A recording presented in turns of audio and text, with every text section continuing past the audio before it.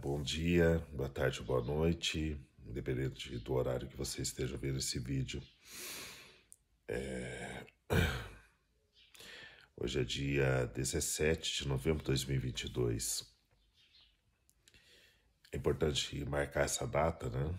Eu sou nascido no dia 4 de abril de 1966, ou seja, sou homem negro, nascido em Londrina, Paraná, no sul do Brasil, que carrega dentro de si todas as marcas, né, do que é ser brasileiro, do que é ser da América Latina, mesmo que no Brasil, culturalmente, né, ao longo dessas várias décadas da nossa formação cultural atual, tenha se constituído um Estado de direito, um Estado cultural, um Estado literário, um Estado religioso que nega o pertencimento à América Latina.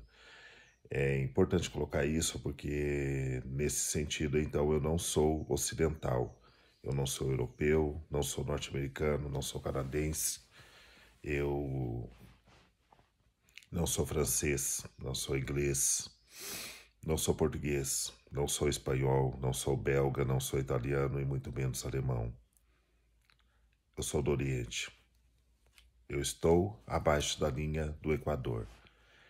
E estar abaixo da linha do Equador significa ser do sul do mundo, significa ser asiático, significa ser indígena da América do Sul, significa ser africano, significa ser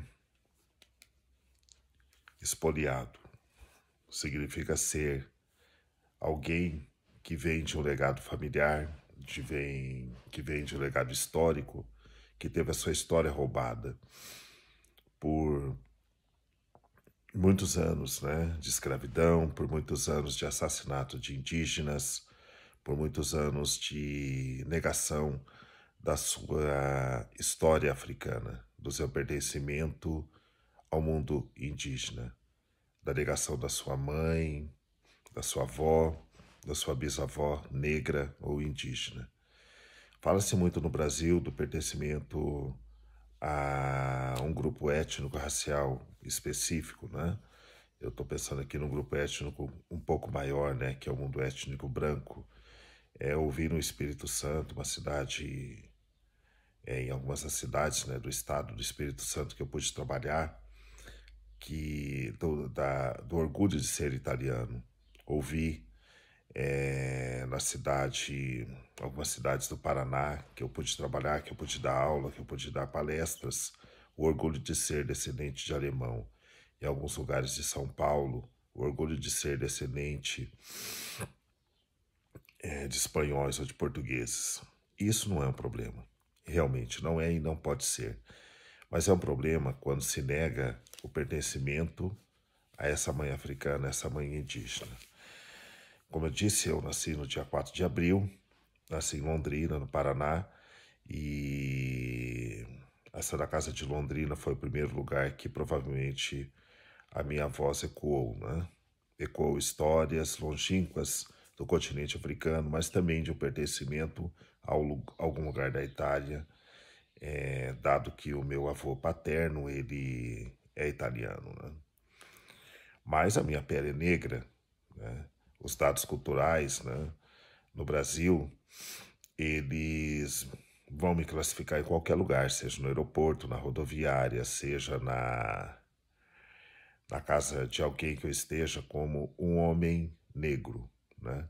E sendo um homem negro, isso me constitui enquanto pessoa em um lugar que eu terei direitos ou não terei direitos, que eu terei privilégios ou não terei privilégios, mas que eu deverei sempre brigar pela minha existência. Nós assistimos nos últimos anos no Brasil com muita força, né? É porque isso nunca deixou de existir, isso não surgiu agora, é um componente histórico, né, da nossa formação social, cultural e civilizatória, muita violência, né, sendo falada, né, de uma forma como se fosse verdade sobre negros no país, né? Então, é nessa Constituição que eu venho, né, tendo dado meu primeiro grito na cidade de Londrina. nasci numa família simples, meu pai marceneiro, minha mãe trabalhadora doméstica, bordadeira, costureira, tricoteira, crocheteira. Uma pessoa que tinha múltiplas funcionalidades, né? Cuidando de mim e da minha irmã. Eu tenho uma irmã um pouco mais nova do que eu, uma diferença de 2 anos, e num bairro periférico da cidade de Londrina, no norte do Paraná. Cresci, estudei sempre em escola pública, estudei na escola Arthur Thomas, em Londrina, depois estudei no Colégio Newton Guimarães por 1 ano, aí eu fui para a escola Tiradentes e na sequência eu estudei no Colégio Marcelino Champagnat. Eu acho que é importante nomear, dar nome às escolas, né, aos lugares que a gente passou, porque ajuda a explicar um pouco também do porquê que nós, quando adultos, né, temos determinados comportamentos, fazemos determinadas escolhas, né? Elas estão muito marcadas pela escola, muito marcado pelos educadores que passaram pela nossa vida e a forma como esses educadores, né, pensavam o mundo no momento que nos deram aula, né? Quando eu estive nessa primeira escola que eu citei, que é Arthur Thomas, isso foi no período da ditadura, o que me marcou naquela escola foi a geada de 1973, que nós ficamos quase uma semana sem aula, porque as torneiras, né, a água nas torneiras congelaram, né? E mudou toda a cultura de plantio no país devido àquela geada, né? Mas isso eu vou deixar para os professores de história falar melhor para vocês, né? Porque eu quero falar de outras coisas aqui. Mas eu me lembro de... é uma coisa que me marca muito, eu falo isso quando eu dou aula, às vezes quando eu dou palestra, quando eu estou conversando com algumas pessoas, por alguma confusão que saiu em sala de aula, não me lembro muito bem, isso aí a gente tinha lá por volta de 6 anos, 7 anos, 8 anos de idade, né? Foi em 73, então sou de 66, então eu tinha 7 anos, né? Entre talvez 7 e 9 anos, de uma vez ter ficado ajoelhado no pé da bandeira do Brasil, no milho, por mais de 1 hora, porque alguma coisa aconteceu na sala, acho que foi uma discussão entre alunos, alguém pegou a caneta, o lápis de alguém e por alguma razão eu fui punido. Não me lembro de outras pessoas terem sido punidas naquela situação. Não estou dizendo que foi um dado de racismo, né? Mas pensando hoje, em alguns momentos que eu me lembro disso, pode ter sido um dado de racismo, porque eu me lembro que eu era um dos poucos alunos negros na sala de aula. Imaginem uma criança de 8, 9 anos ficar ajoelhada no milho, esse milho amarelo, esse milho que a gente dá para a galinha, né? Hoje, e que também serve para alimento humano, né? Dependendo do contexto, ficar ajoelhado no pau da bandeira, né? E aí você vê pessoas, né, em pleno ano 2022, enrolados na bandeira, pedindo a volta da ditadura. Imagina o tipo de memória afetiva que eu tenho quando eu vejo isso. E lembro também de ter uma palmatória na sala de aula. Tinha uma professora lá, eu não me lembro mais o nome dela, né? Mas eu me lembro da cena dela andando com uma palmatória. E aí, quando havia uma resposta errada de alguma pergunta que ela fazia, algum comportamento que ela julgava indevido em sala de aula, ela ia pedir a mão do aluno e bater na mão do aluno com aquilo, né? Também me lembro de uma régua de madeira de 50 centímetros, né, que era usada com essa finalidade também. Então, a educação no Brasil, eu vivi isso, eu não ouvi essa história, eu vivi, eu sou parte dessa história, né? Ela teve esses momentos de muita violência, né? Teve esse momento de agressão física, teve esse momento desses resquícios da escravidão, que me parece que até hoje ainda não terminaram, né? E tudo isso envolvendo a bandeira do Brasil, né? Então, a história da ordem e progresso que está escrito na bandeira, ela tem alguns significados, né? A depender do corpo que usa, por exemplo, a camisa verde e amarela, né? A depender do corpo que habita nesse lugar chamado Brasil. Cresci, saí daquela escola, fui, como eu disse, né? Mudei de região, né? Saí de uma parte assim mais periférica do sul da cidade de Londrina, foi um pouco mais para a zona norte do que era a cidade de Londrina lá na década de 80, né? Fui morar em outro lugar. Já no Colégio Marcelino Champagnat, quando eu estava ali no primeiro, segundo e terceiro ano do ensino médio, hoje o ensino médio, antigo colegial. Me lembro de ter começado a correr, praticar atletismo na escola, né, com o professor já falecido, Brandão. E isso para mim foi uma virada, né? Porque foi a partir do atletismo que eu me descobri como alguém que tinha algum tipo de potência, né? Eu era um menino muito magro, pesava, acho que eu não chegava a 65 quilos, né? Hoje eu tenho 94 quilos, tenho 1,80 m. Então imagina uma criança, né? Muito alta, apenas com 60 quilos, né? 63 quilos, né? Então, e aí com um monte de cravo, né? Um monte de... tinha foliculite, né? Então encravava muito assim a barba, né? Minha barba não era fechada, tinha buracos assim. Então eu estava num período ali de formação, indo para a maturidade, então não tinha, né? Essa composição visual que eu tenho hoje, né? E aí, praticando atletismo, eu fui me descobrindo, né? E percebendo uma potência do meu corpo, né? Como que meu corpo ele respondia rapidamente aos estímulos do treinamento, né? E com isso, né, eu sempre gostei de ler desde muito pequeno, né? Eu tive um tio, cujo apelido dele é Tigrão, ele ainda é bastante conhecido na região oeste da cidade de Londrina, né? Um tio que eu tenho uma veneração, porque ele tinha, lá na casa da minha avó, materna, né?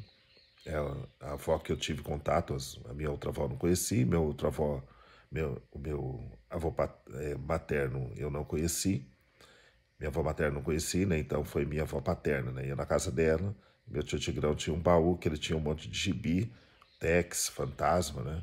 E eu gostava de sentar, né? E ele deixava eu ler aqueles gibis, né? Então, na minha família foi a pessoa que, assim que me apresentou a leitura, né?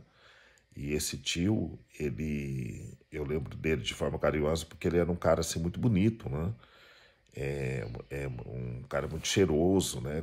Se vestia bem, andava sempre muito asseado, né? Com a camisa muito bem passada, né? Então, uma memória afetiva importante que eu tenho, mas que me remete à leitura, né? Acredito que ele, né? Foi então esse homem negro, né? Incentivador de leituras, né? Começando com o gibi. Acho importante a história do gibi na minha vida, né? Eu tive uma primeira paixão. E essa primeira paixão foi quando eu já fazia inglês. Eu tive a oportunidade de fazer inglês, mas eu tive bolsa, né? Participei de um processo que aconteceu num ginásio chamado Moringão, na cidade de Londrina, né? Enorme, cabe, acho que deve caber umas 20 mil pessoas lá dentro, né? É um troço muito grande, talvez menos até, né? Mas não é menos do que 5 mil pessoas, né? Acho que é muita coisa considerando o tamanho da população de muitos municípios do país, né? E lá eu consegui, né, desenvolver bem umas respostas lá que eles deram na época, e aí eu tive bolsa para estudar inglês. E aí no inglês eu tive acesso, né, e conheci outras pessoas, né? E aí, naquelas paixonites lá de 13, de 14 anos, né? Gostei de uma menina que morava no centro da cidade. Eu me lembro de uma coisa que o Jorge Aragão cantando uma música chamada Elevador é Quase um Templo, né? Que é o lugar para você que mina os seus sonhos, né? E foi justamente num episódio de um elevador que eu me lembro de pedirem para eu entrar pelo elevador de serviço. Obviamente, naquele tempo eu não tive a noção do contexto, né? E eu acho que vale a pena, então, pensar talvez essa letra de música, né? E dar uma destrinchada nela do que significa, né? O elevador de serviço para uma pessoa negra no Brasil, no sul do Brasil, em Londrina, norte do Paraná, né? Que tem algumas questões culturais um pouco diferentes do restante do sul do país, né? Mas que é sul. E isso faz muita diferença, né? Quando você, por exemplo, está na Bahia, quando você está em Aracaju, na Bahia, que eu digo em qualquer cidade baiana, né? Quando você está no interior do Maranhão, quando você vai para o Piauí, vai para o Ceará, quando você vai para o Acre, né? Faz muita diferença. Então esse elevador, que é esse templo, né? Quer dizer que a pessoa não quer estar com você. Quando te pedem para você subir no elevador de serviço, ao invés de subir no elevador social, né? Nos prédios que tem 2 elevadores, quer dizer que a pessoa não quer compartilhar com você o ar que ela respira, né? Isso é muito sério. É muito sério, né? Passou tudo isso, né? Fui para em 1988, no meio do ano, prestei o vestibular, passei no curso de letras na Universidade Estadual de Londrina. Fui presidente do Centro Acadêmico de Letras, né, o primeiro presidente negro daquele centro acadêmico. Isso foi em 1988. Fiquei por lá até 92, né, quando o Collor de Mello caiu, né, teve uma passeada dos caras pintada, né, a galera se pintou de verde e amarelo, saiu à rua para tirar um presidente da República. Que fez, né? Aí, de novo, aula de história, né, para a gente saber quem é o Collor de Mello, né? Trabalhei no Banestado, né? Informática, que era um braço do Banco Banestado, que foi comprado pelo Itaú depois. E aí a gente já começa a chegar perto da Lava Jato, né? Porque a venda do Banestado, né? Ela teve componentes que depois vão se encontrar lá na frente, né? Pessoas, né, envolvidas com a venda do Banestado, aquele estado do Paraná para o Itaú. De lavagem de dinheiro e tudo mais, né, do juiz que jogou o processo e tudo mais, né? Nós estamos falando de 1990, né? Mas tá. Aí tive filho, parei o curso de letras, né? Fui trabalhar, passei no concurso da Polícia Militar, fiquei 1 ano e meio na Polícia Militar em Londrina, que eu tenho muito orgulho disso, né? Muito orgulho de ter pertencido ao quadro da Polícia Militar por 1 ano e meio só, né? Então a minha experiência na polícia foi muito pequena, né? Na área de segurança, porque eu tocava um instrumento chamado sousafone, né? Que é o baixo tuba. É um instrumento que ele enrola no corpo assim, sai um bocal bem grande assim, né? Ele faz pom pom pom pom pom pom pom pom, né? Então é um instrumento baixo, né? Mas eu não tenho estudo musical, né? O meu aprendizado, o pouco aprendizado que eu tenho é de ouvido, né? E nesse inteirinho, né? Da banda marcial, né? E de ter feito curso de letras, né? Eu comecei a tocar na banda marcial, voltando um pouquinho lá no ensino médio, no Marcelino Champagnat. No curso de letras, eu fui descobrindo o que é a universidade, né? Fui descobrindo, entendendo um pouco mais esse processo de discriminação, esse processo do que é ser um homem negro do sul do Brasil, mas do norte do Paraná, em Londrina, que tem diferença, né? Mas tá, aí passei nos concursos, fiquei 1 ano e meio, já tinha passado no concurso de Correios como carteiro, aí eu assumi o concurso de carteiro, saí da polícia, fui em 92 para o Correios, fiquei 10 anos como carteiro, entregador de papel na rua, né, de cartas, documentos e tal.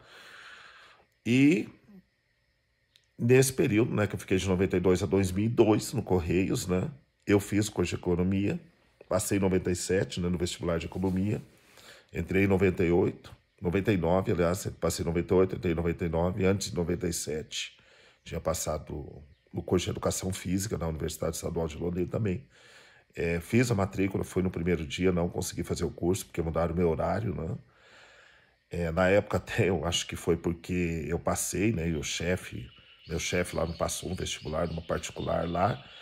E aí eu comecei a entender alguns processos, né? De como que o racismo ele vai se misturando com direitos civis e com não direitos, né? Dependendo da cor da pele, né? Mas tá, fiz economia, fiz 3 anos e meio de economia na UEL, né? Já adulto, já pai, né? Já, nesse período já tinha tido um outro filho, casado, né? Fiquei até 2002, no Correios 10 anos, como carteiro. Depois eu fui enquanto estava no Correios, nos últimos 4 anos, né?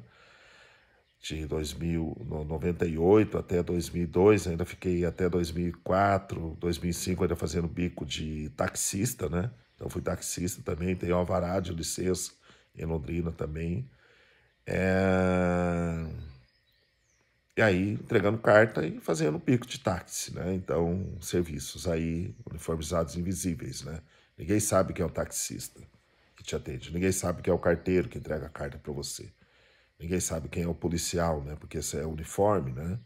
Tem um cara chamado Michel Foucault, né? Que alguns de vocês provavelmente não conheçam, mas a galera de história pode apresentar para vocês, o pessoal das letras também, que ajuda a explicar o que o uniforme faz na vida da pessoa, né?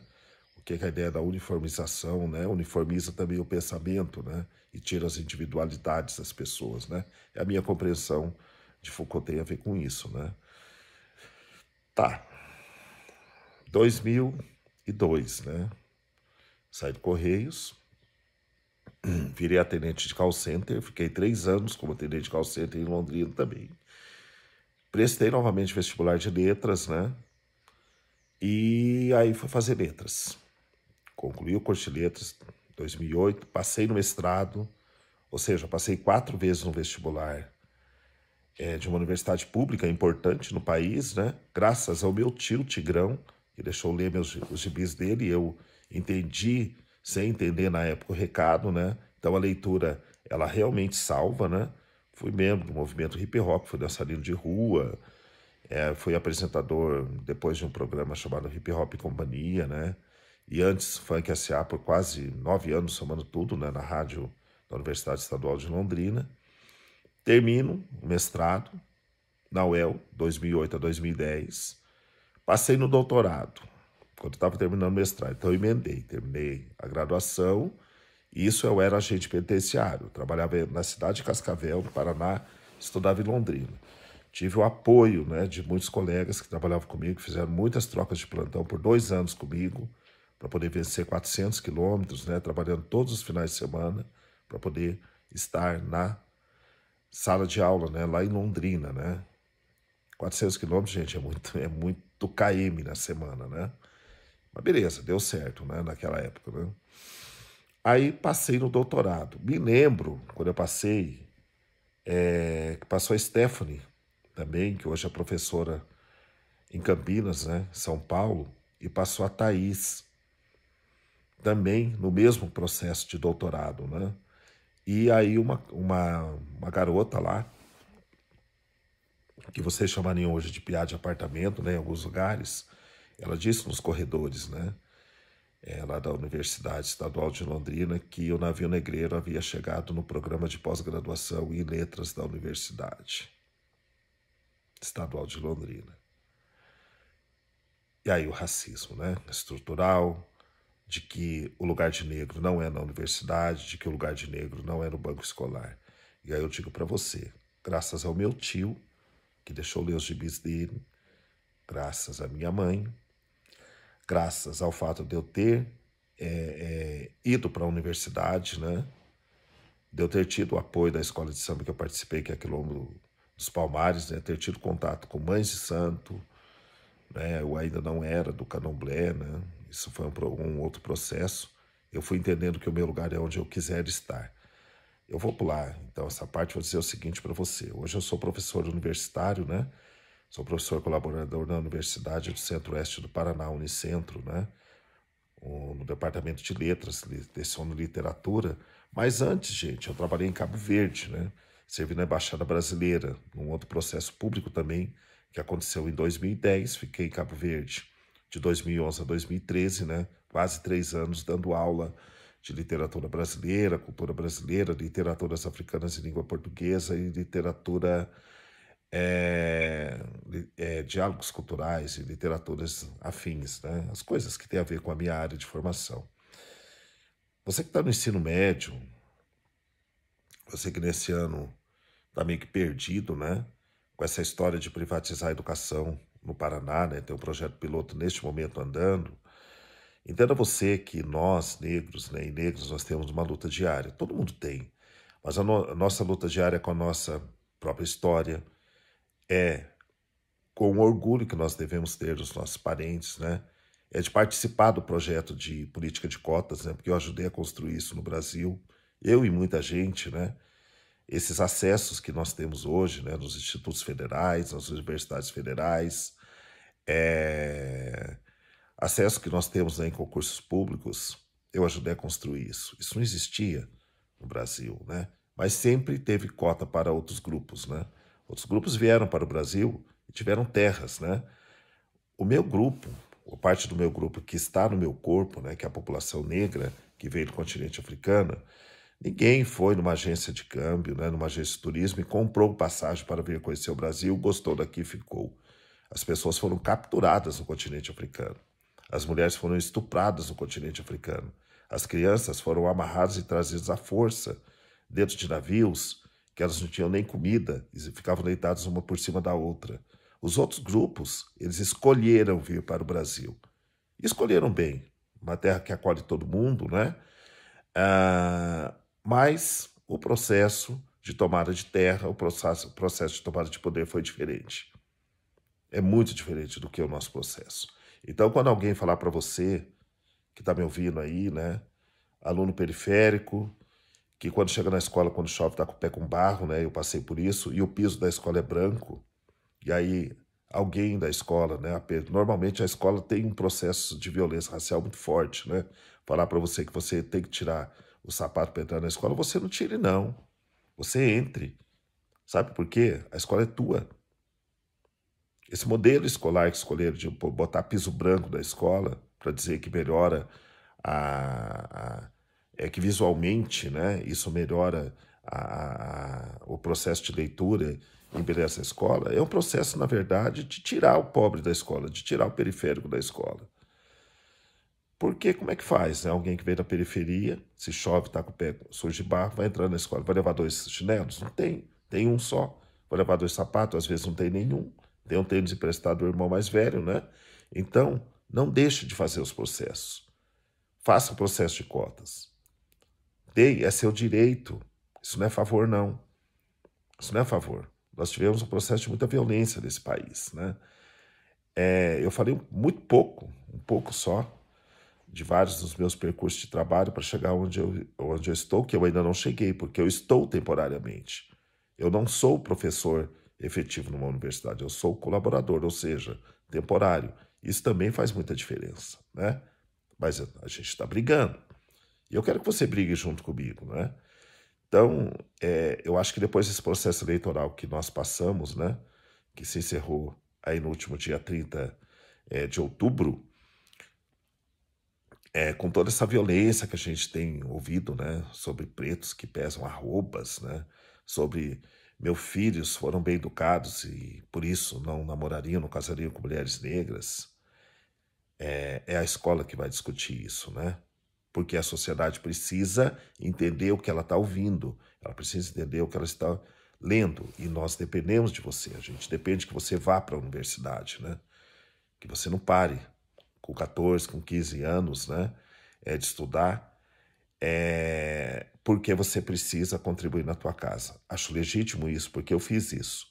Mas é muito mais legítimo ainda você ir para a escola e ocupar um espaço que é teu. É seu isso, né?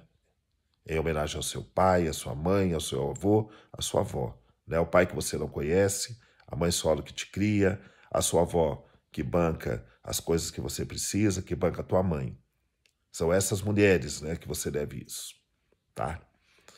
Mês de novembro é um mês de reflexão, né?